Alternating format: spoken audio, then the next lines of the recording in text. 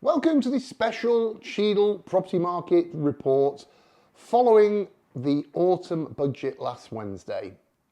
I've now had the chance to digest everything and see what the immediate effect has been on the local property market.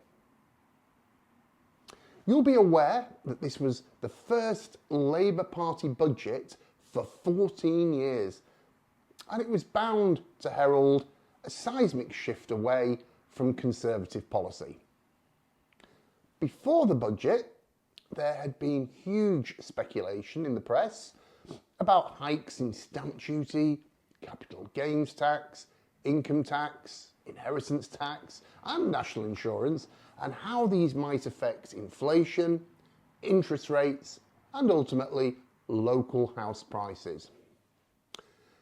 Now that the noise has died down and the consensus seems to be reasonably positive for the property market, bear in mind a healthy property market is one where people are not restricted in their ability to move house.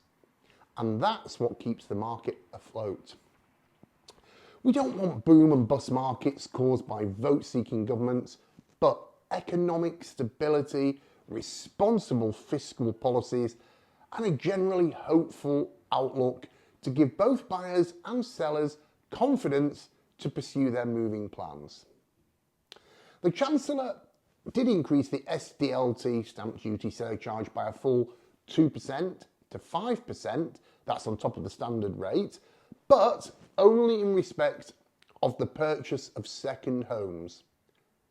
Now, this, of course, could have a bearing on house prices in maybe holiday resorts and places like that, potentially reversing the trend for local buyers to be priced out. It's also not so good for buy-to-let investors and will no doubt be reflected in the sale price of rental properties going forward.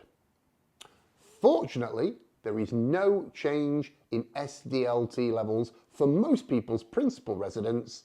Well, not at the moment anyway, although there was no mention of what the government intend to do in April 2025, when stamp duty is set to revert back to its previous levels under the Conservative government. And capital gains tax remains untouched in respect of residential property as well. This is a huge relief for many landlords who had thought to sell their investments.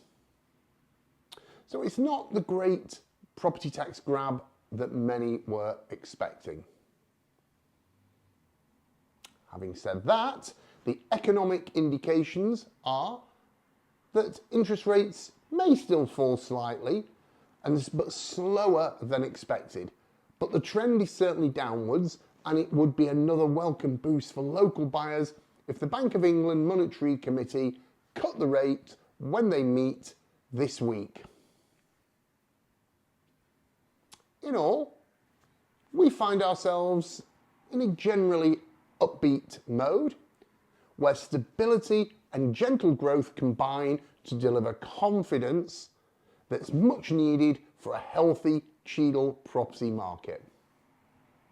So, if you are thinking of selling or buying, there's no reason why you shouldn't make that move now. We know that buyer activity is starting to improve, and if you'd like any advice on how you might be able to harness this opportunity and achieve the best price for your property, then please do call us on 0161 428 3663. You might be pleasantly surprised.